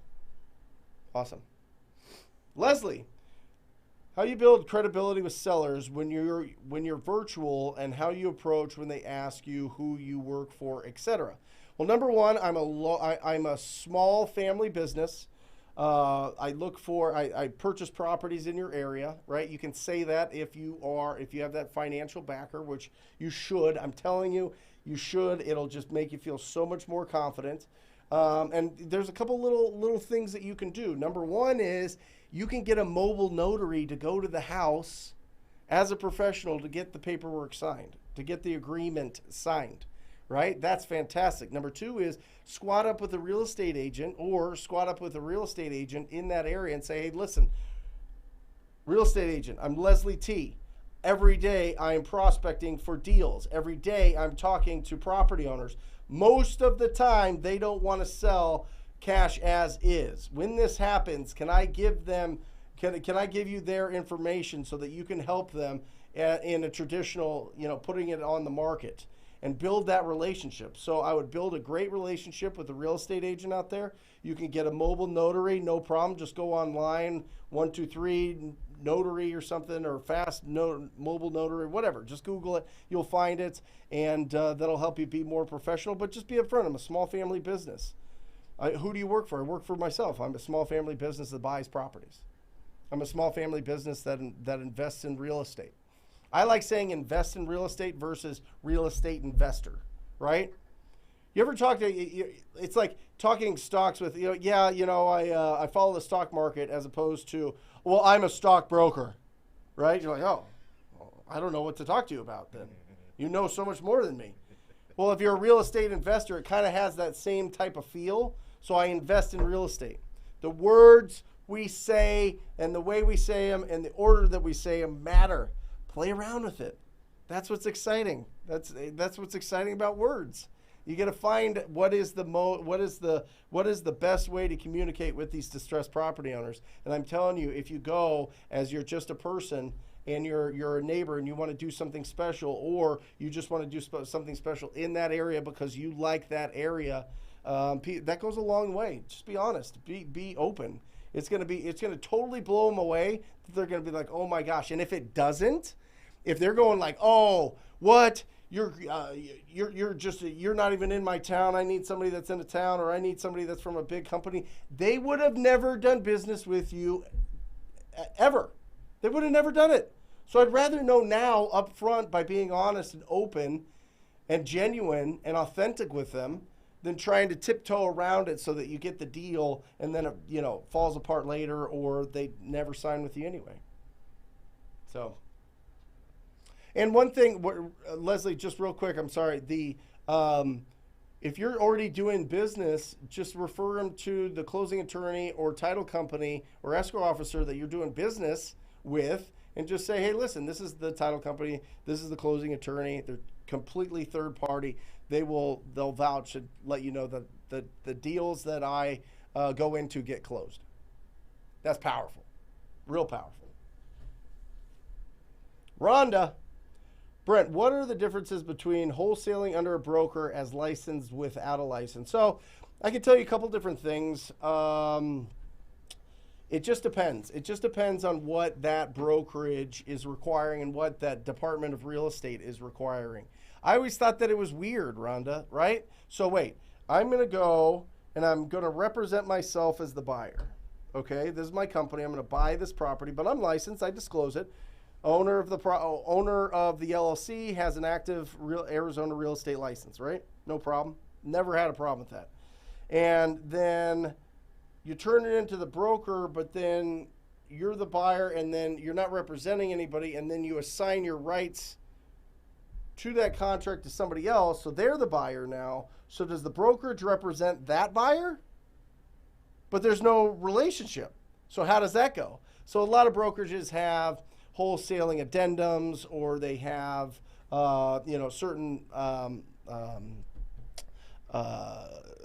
language in their contracts that they put in that explains what's going on. They keep those contracts just in case, but typically they're going to make you do a state approved realtor contract.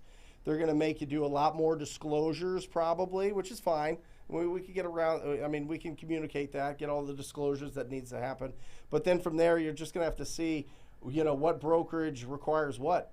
Do they need everything that a traditional real estate transaction needs, or is it just, hey, I signed it, we don't have representation, here's a document that says we don't represent this end buyer, that goes into the broker's file, and it's good. So that's legal questions, that's on the brokers and the departments of real estate to determine. So it's going to be case by case, Rhonda. Yeah, good question though. But either way, can we serve the underserved part of our communities? Yes. And talk Absolutely. with other wholesalers that are licensed and find a good broker that understands what wholesale deals are. Yep.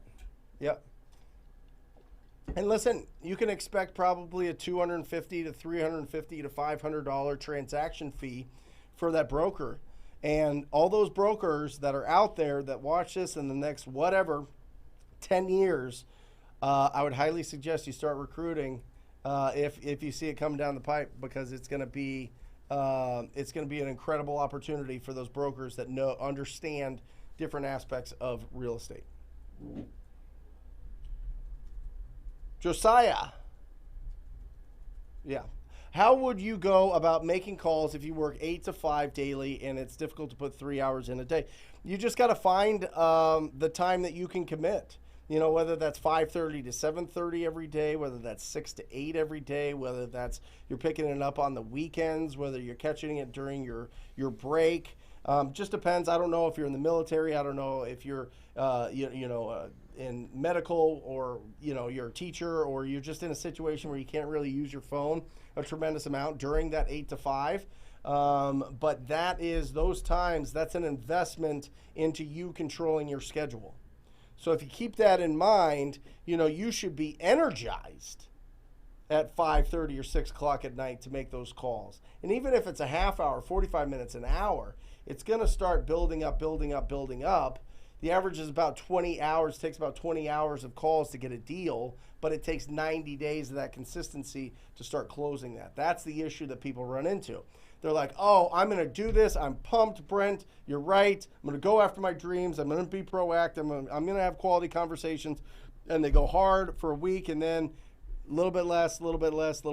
You hit the wall, and there's not consistency there. I am telling you, if you have that consistency where you are calling for 90 days and you're being consistent with it and being real and following up with those leads and pre-qualifying, you're going to be in a fantastic spot.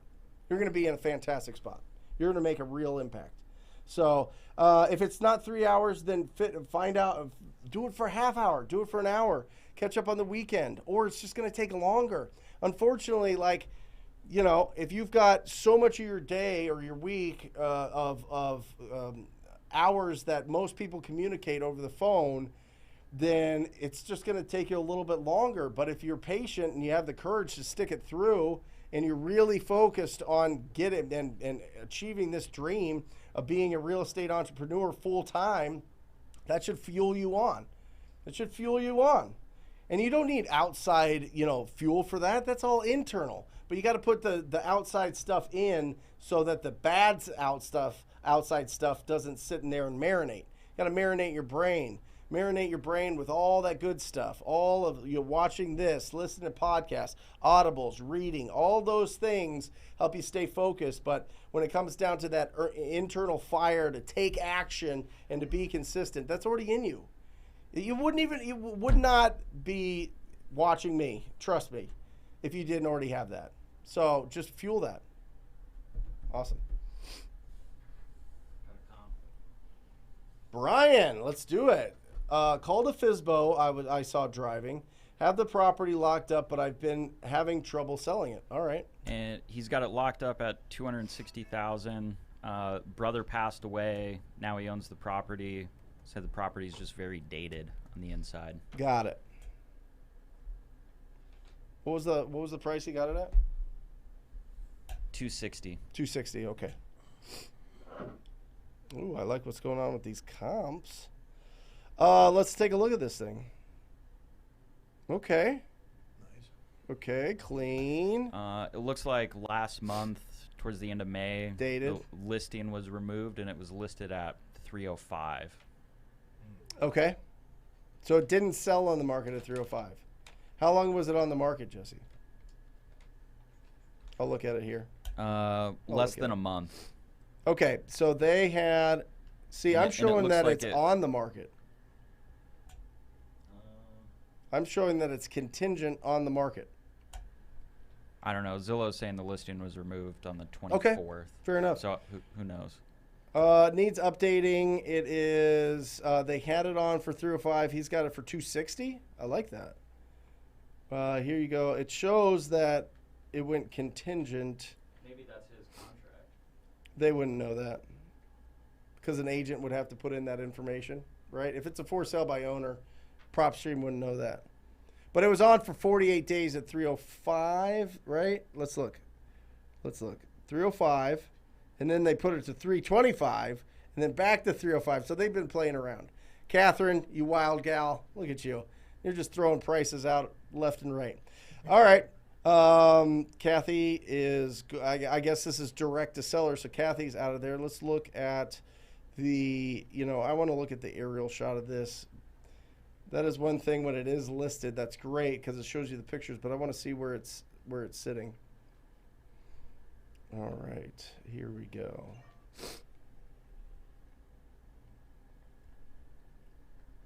Oh, not layers. Okay. All right, middle of the neighborhood. Fantastic. Let's take a little drive in the neighborhood, see what's going on here, see how the neighborhood's looking. Look at this. Isn't that great? This is like a movie neighborhood. You know what I mean? Where the kids are running around, everybody's having fun. And if you go down that street. This one? Yeah, the front of the house is actually on this side. Yep, I saw it. It's got that detached garage. Yep, fantastic. Okay. Well, the issue that you're going to run into is, well, let's not even say that. Let's say the challenge here is going to be how much needs to go into it. This isn't that big of a house, though. 1,100 square feet, 11,000 square foot lot. Let's see. Let's get both in here. Let's go the last 3 months. There we go. Last 4 months, really. Interesting those, but that looks like it's like a townhouse or something. It's got a unit number, so that's not doing it. So let me get the actives and the contingents and the pendings here.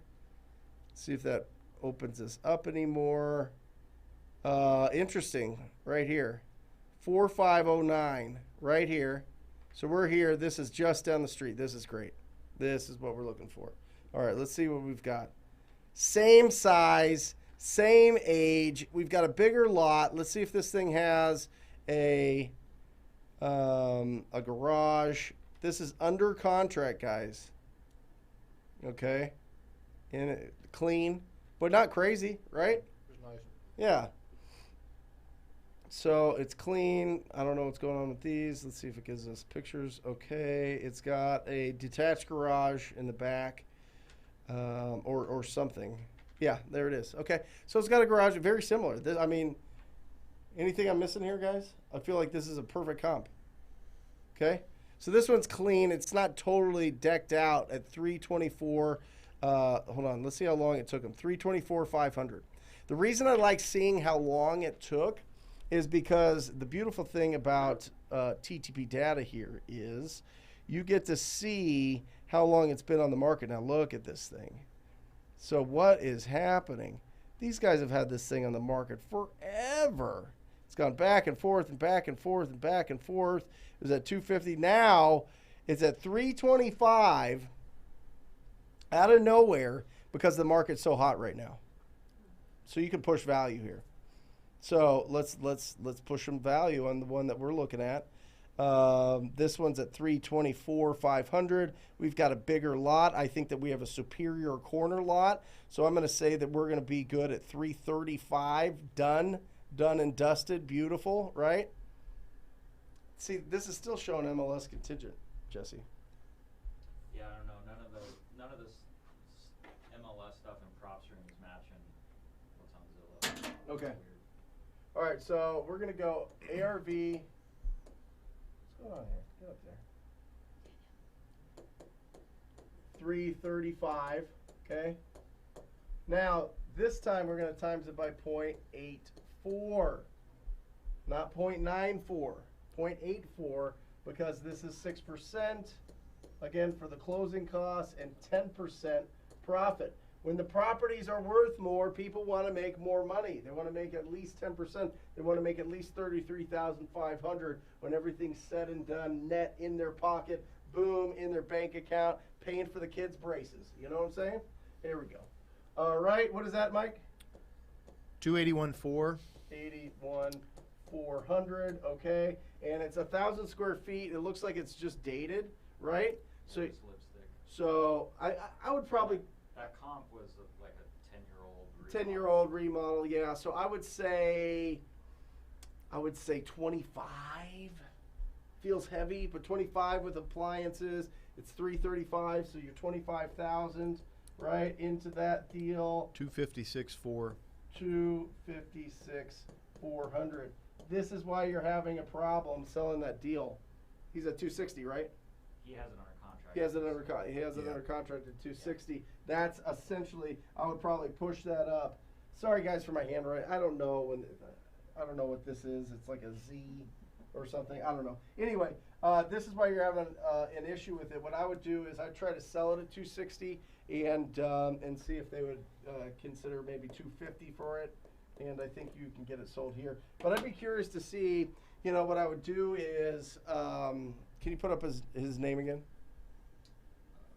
All right. Anyway, Brian. Yeah, Brian. What I would do is I would just talk to your cash buyers that you have put it in front of and say, hey, listen, if I could get it at 260, would you buy it at 260?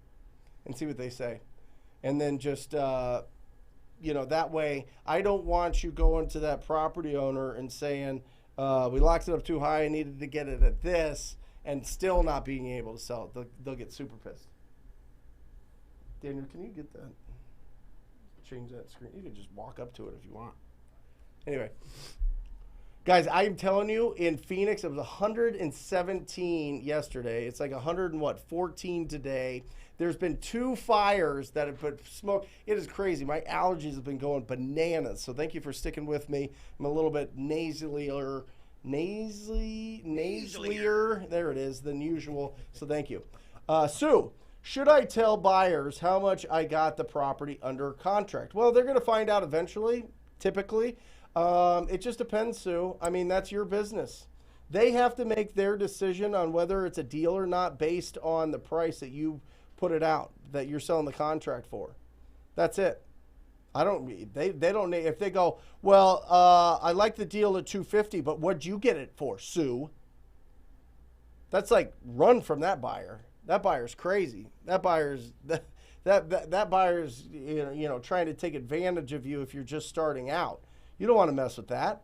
You put it out and you simply say, Sue, you say to him, listen, if it's a deal to you, it's a deal. It doesn't matter what I locked it up for. I'm really good at negotiating. So if you like it, let me know. If not, I'm going to sell it to somebody else. I've got a lot of heat on this property. A lot of people want this property. So let me know if you want to commit to it. Love to sell it to you. Love to do business with you. But none ya. Yeah, none your business. I mean, truly. I mean, it really isn't, Sue. Stay strong and just say, you know what, if it's a deal at this price, it's a deal. If not, I totally understand. We'll get you on the next one.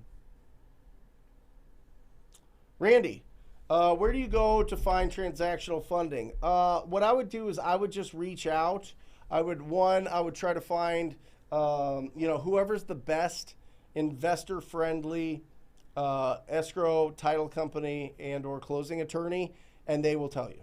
They will tell you who's the best because they know when it's 100% financing coming in, and they'll let you know. Other than that, talk to your real estate investing association groups. You can Google it, but I would rather you get a referral to it, to be honest, because just coming in off the street, a lot of transactional funding guys, they have no emotion. They're just like robots. So it kind of takes you back a little bit, and you're like, oh, these guys are kind of like not cool. You know what I mean? They're like, who are you and what are you doing? How much you need? What's the property? All these things, But if you know them, they're like, yeah, we'll give you the deal. you know, we'll give you the funds, whatever. So I would find somebody that gives you a good referral and just say, hey, listen, I was talking to, you know, whatever escrow officer, Kevin. I was talking to Kevin, and he referred you as a transactional funding. I got a great deal. Would like you to take a look at it and see if you guys would be willing to do the financing on it. Good question. It's going to be more and more and more and more, I'm telling you. Kenneth, there he is. Hi, Brent and TTP team. What's the best way to build an infill vacant property buyer's list? You know, I've never really done it, Kenneth. What I've done is I just send it out to everybody, and it's weird who picks it up. So as you start building up your cash buyer database, you're going to find more and more people that are evolving in their business, right? When we start out, we're like, oh, okay, we're going to either do one of two things, right? We're going to do a house hack where we buy a multifamily and we live in one side and we rent the other side, and that's great. Or we start wholesaling. We start finding the discounted properties. And then we start flipping properties if we choose to. Oh, okay, now we're doing flips. That's cool. And then we go, you know what? You know what really makes the big bucks? Building it from the ground up. Why don't we try that? Well, we need a lot. Do you have any lots? No, but you know, if a lot pops up, we'll go for it. That's kind of the mentality that goes through in real estate investing. So you never know when somebody's evolving, when they're at that point, when they're going to pop off and start doing something that is a bigger project. All right. So I would send it to everybody. Certainly you can reach out, you know, drive around the neighborhood. If you see new properties being built, reach out to those builders. If you see that a property was built on the MLS as a comp, reach out to that real estate agent. That's a phenomenal resource for you. And that listing agent that sold that property, and just say, hey, listen, does your builder want another lot? And that's how you build those and sell those. We've done that. We've done a significant amount of that. Yeah. Awesome.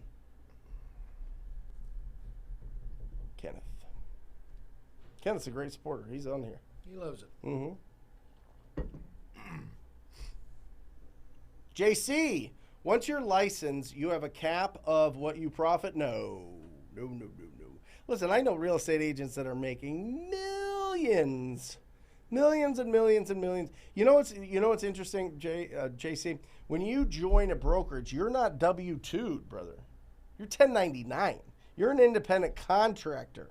All right, which means most of the time what happens is, as an agent, you set up a PLLC, a professional limited liability corporation, right? You are your own business. Every real estate agent that you see is their own business, unless they're part of a team or something. They're their own business. So you're your own business. I mean, go for it. Sky's the limit. So there's not a cap to your profit. If there is, for some wild reason, in a wacko brokerage, get out of that brokerage. But most of the time, most of the people, if you got to get licensed, what's gonna happen is you're gonna join somebody that's 100%. You're gonna keep 100%, and you pay a transaction fee. And those brokerages have been exploding, and have been forever since we've been in it, Mike. Eliezer. I'm sure you've answered this question. I'm just starting out, going to be wholesaling in San Antonio, Texas market. What's the best way to build a cash buyer list? I love that you asked this question. TTP Insider, brother. I show you how to add the top 100 cash buyers. It's called the Cash Buyer Pack. Get in there, download it. You've got an incredible amount of tools and resources in there, but the Cash Buyer Pack is going to show you exactly how to do it. So it's going to show you how to communicate with real estate agents that are currently flipping properties. It's going to show you how to find those cash buyers that are doing the rehabs that are around you and just purchase the properties that are around you. It's going to show you the tools that you need to be able to pull that information. It's going to show you how to get into social media and to pull cash buyers from there. So it's absolutely incredible. Cash Buyer Pack there. The reason I'm not just like going through the Cash Buyer Pack is because, it would take a while, and it's easier for you to just go boop and download it, and then you got it and you're off and running. Yeah, fantastic. Roy J, if you're wholesaling virtually, do you need to get a number in the states you're virtually wholesaling in? I highly suggest it. What happens, Roger, when you get a call from some out-of-state number? All of a sudden, Wyoming's calling you, or Vermont. You're like, what? I'm not answering that. I don't even know what this is. You know what I mean? But something that's a local number, oh, that could be the school. That could be a neighbor. That could be whatever. It could be, it's a mystery. But it's a much more digestible mystery than, you know, somebody calling from some obscure state. So I would highly suggest that you get it. You can get those if you're using the batch dialer. They do that for you. It's fantastic. But if not, if you need to get like a sideline number or whatever else, that works as well. Yeah, batch dialer does it. Batchdialer.com. Use TTP coupon code. Yep. And I've got, you know what's crazy? I've got a resource that I want to give everybody today that's bananas. Ooh. I saw it on TikTok. It's gonna blow my mind. I need to get my phone from Alejandro though. MLB Property Group. Major League Baseball? All right. Me and my partner got 3 deals under contract through cold calling. If we get it to the finish line, it will close. Listen to me. The only thing that I would change about this statement, because it is absolute perfection, is not if, it's when. When we get it to the finish line, you will get it there. 90,000 smackaroos! Look at that. I'm going to give you guys a resource. This is absolutely bananas. You know what? I'm not going to give it to you yet because you guys, it's such a cool resource that you guys will bounce from the show, and I don't want that. I want to keep hanging out with you. So At the end of the show, there will be a resource that is going to blow your mind. All right? A resource that will give you any book. Well, I'd say they have 73 million books for free at the end of the show. Boom. You like that cliffhanger? Oh, wow. Yeah, I'm starting to get good at this. Eric. Hey, Eric. Great photo, handsome. How do you maneuver conversations with homeowners when you stall on the price, but you know they need to sell? I struggle with pushing them even when I know their why. A couple different things there, you know, Eric. Typically, you got to get to understand why do they want a price that is not reasonable or doesn't work. It's probably because somebody's telling them that they can get that. They're looking it up online. So there is some education that goes along with it. Some ways to do that, Eric, is just find those comps that are similar to theirs and show them, go to the house and show them, this is why I'm offering the price that I'm offering because of this, and this. These properties, your neighbors are selling at this price. That's why I have to, work from these comparables. Does that make sense? But what I'm telling you is, if you accept this price, we can make this as smooth and easy as possible.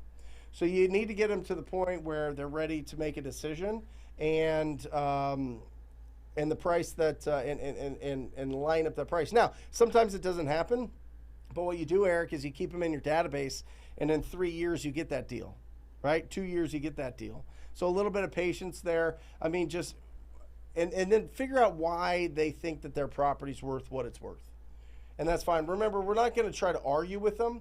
We always confirm and approve what they're saying. Okay, that makes a lot of sense. Do you mind if I show you why I came up with the number that I did? Here, and here, and this is why.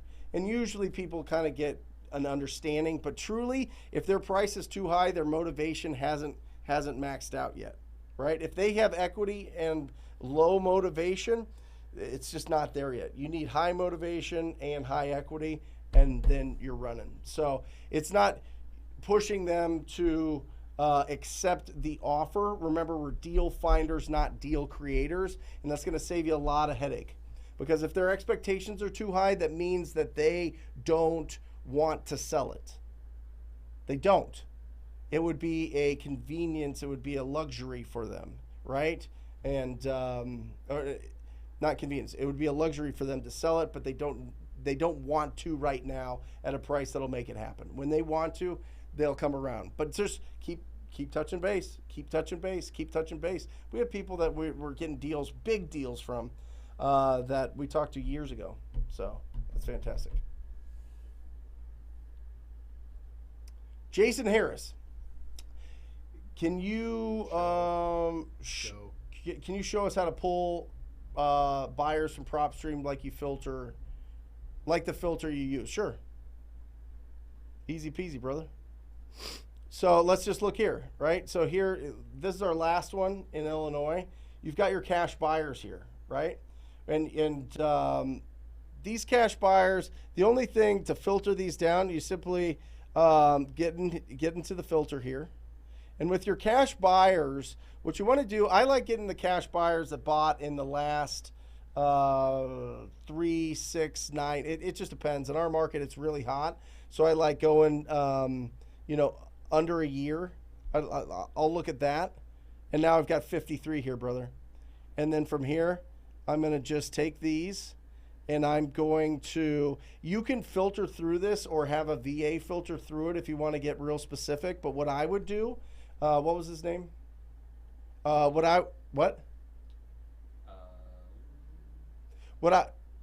Jason, what I would do is I would look for these properties that, well, first of all, hold on. The other filter is owner occupied, no. Vacant, it's not as reliable, right? I don't know why I just went high equity. Let's go to cash buyers. There you go. Well, this is in, so these are non-owner occupieds. Did it just reset it? Yeah, it must have. That's weird. Here you go. So then you've got the non-owner occupied. You can mess around in your market with vacant. I don't really like it because sometimes there's not enough timeline, but I like going through these properties, Jason, and I like looking at the ones, first of all, the ones that don't have photos are decent. And you can start messing with this sales price. Some of these sales prices are just bananas. Does that include the flippers? Yeah. The cash buyers do? Yeah. Cool. Yeah.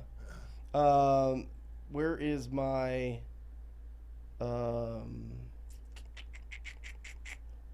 price? Original purchase price is under here. And no, where is it? Where's the original purchase price? Property? Lose my mind. It's not under ownership info? No. What the? Anyway, you could go in and get the purchase price. Where's the original purchase price? Did they move it? No.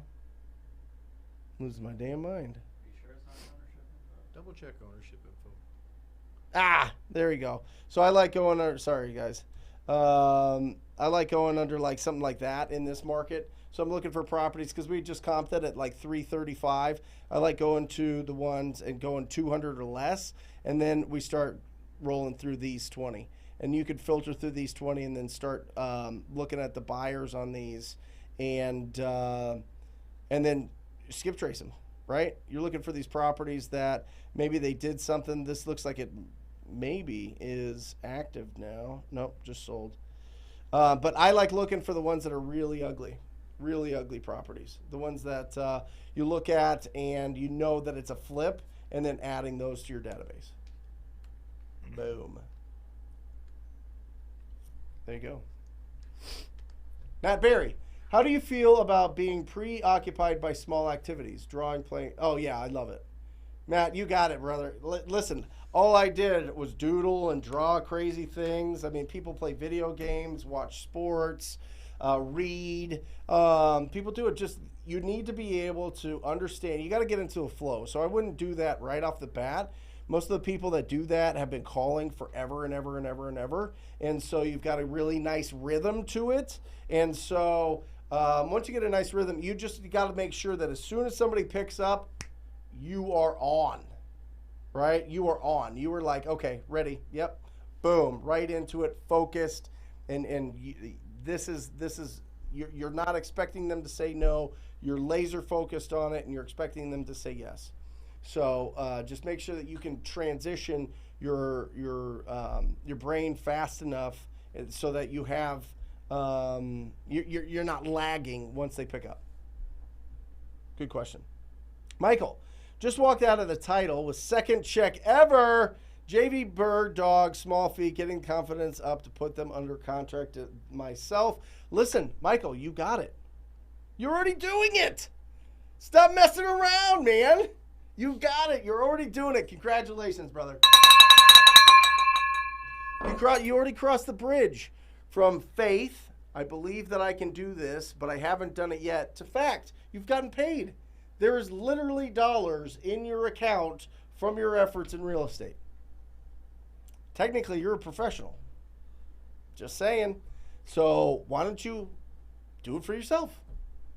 It just makes the checks bigger and you have more control. And you could build a unbelievable business. Okay?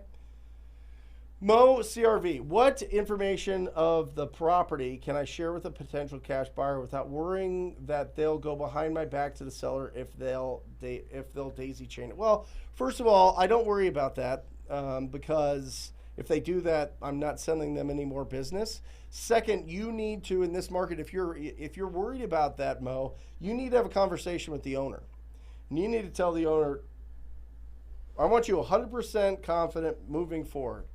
You know, when it comes down to putting together a transaction, it comes down to three things. Price, terms, and me, right? Are you good with the price? Yes. Are you good with the terms? Good. You want to work with me? Yes. Great. So we're committed to this. So if somebody, now what's going to happen is some people might come to you and say that they'll give you more, or they'll say that they want you to work with them or whatever else, but we are committed. This purchase contract commits us to each other. All right. So if they try to get you to breach this contract, then I want you to reach out to, tell them to reach out to me and I'll take care of it. All right. So just future pace them. You know, you cannot breach this contract. We're in a contract. This contract is real. Go ahead, Mike. Is daisy chaining a clause that's in the agreement? No, typically not. Typically, if you, like anything, if your assignment fee doesn't say that you can't assign it, people can assign their assignment, right? And get a fee for assigning their assignment. That's what daisy chaining is. So if you're wondering what daisy chaining is, you locked up a property, you sold it to a cash buyer, and you assigned it. There's an assignment agreement. You can download it at TTP Insider, assignment agreement. And with that assignment agreement, now that person that you assigned it to is taking over the terms of that purchase agreement that you have with the seller. And for you, signing your name and giving them the right to purchase that property, they give you an assignment fee, okay? That's typically what people think is wholesaling. But that's just assigning contracts. But what they can do is, what a lot of people do is they go, well, I'm going to jump. Here's kind of the process. I don't want to go source the deal. I just want to commit to buying deals from other wholesalers that source a deal. But for the most part, I'm going to just sell it to my database because I focused on building my cash buyer database as opposed to working with sellers. And so I'll commit to deals. I'll close on it if I have to, but then I'll sell it to my cash buyer database and make $5,000 to $8,000. Now you can make 30, Mr. Wholesaler that sourced it, but I'll make my 5 to 8, and I'll try to do that 5 times a week. That's daisy chaining, and then you sell it to somebody else. I mean, that's what it is. So it's an interesting business strategy. It works very well as long as you have enough relationships and you have a big enough cash buyer database. But if people have a good reputation for daisy chaining, or for you assign it to them and they'll commit to it, or they will sell it to somebody else, if they have a good reputation, it's a solid way to sell your deals. Yeah. Victor. I found a tired landlord through my direct mail campaign. He owns multiple properties and wants to sell all of them, but not at once. What's the best approach? I love it, Victor. Hey, listen, everybody's going to run up against this. Everybody's going to run up against this sooner or later. That time when you talk to that property owner and they have multiple properties and you're like, yes. Now listen, that's awesome. Make sure that they are beat up. I'm telling you, if they're in good shape, if they've got solid rent, run away. That investor is not going to sell to you at a discount. They're not. Well, maybe they're predicting that the market's going to crash. They're not. Well, maybe they just want to get out from under it. They'll put them on the MLS. Trust me, 99.999% of the time, it's not going to work out. Make sure that the properties are in rough condition. So, Victor, one, look at the properties. Pick the one that's the worst and say, hey, listen, I'd like to offer on this one first, build a relationship with you, make it go smooth so that I can get the opportunity to buy the rest. So I always go after the worst property first. That's your approach to that situation. And you do that, one, you're going to get a good deal, and two, you're going to determine if you're going after their worst one and their price is still wackadoo, it's still high, it's still crazy, then you're wasting your time. It's just not going to work out. They're looking to, I don't know, they're looking for, they want entertainment. Here's the crazy thing. You know what the crazy thing is? You start wholesaling and you win and you make money. And then you start flipping or whatever and you make money. And then you start building up your portfolio of properties and you're winning and you make money. And then your passive income covers your expenses and you're like financially free and you're winning. And then at that point, guess what happens? You get bored. You're just sitting around, oh God, what am I going to do? I've got this whole thing figured out. I'm just bored. So when people call you or people send you stuff about your properties, you're like, oh yeah, there's the old juices back. Let's see what these guys want to do. Let's see if they want to negotiate. Let's see if they want to give me some silly price for these properties. I'm going to play to entertain myself. That's 99.999% of the investors that have big portfolios are just entertaining themselves with your efforts. I'm telling you, go after the worst one, see if they're realistic. If not, move on. Am I right? Oh, yeah. Yeah. Roy J, what's the top 3 places to broadcast your deals? I only send it to my cash buyer database. So at some point you're going to want to do that if you're building it up. Listen, if you put it on Craigslist and you put it on Facebook and everything else, you're going to run into the daisy chaining wholesalers. So my suggestion, Roy J, is focus on get the download cash buyer pack in TTP Insider. I am telling you, get those 100 cash buyers and send it to them first. Yeah, I wouldn't just mass market it out to online. Keegley, who sells more properties than anybody, literally calls people. They don't even text it out. They don't even email blast it unless nobody picks it up when they make calls to specific buyers. So top 3, it's really top 1, your cash buyer database. Your cash buyer database. You know, I mean, the other stuff is just, I mean, you could build connections with other people that are going to daisy chain if you want to do that, but that's what you're going to get on Craigslist and that's what you're going to get on Facebook Marketplace. There you go. Dante, if you took some time off wholesaling, would you pull data or drive for dollars to quickly get back on your feet? Drive for dollars for sure. Without a doubt. Without a doubt. If I lost everything, like whatever, somehow some sort of sonic blast just like reset everything and all the banks like went bananas and, well, we'd have bigger problems. But a sonic blast just destroyed just my accounts and my assets. I would drive for dollars. I would go out there, I would hustle it up, and I would call them. I would. I mean, that's literally what I would.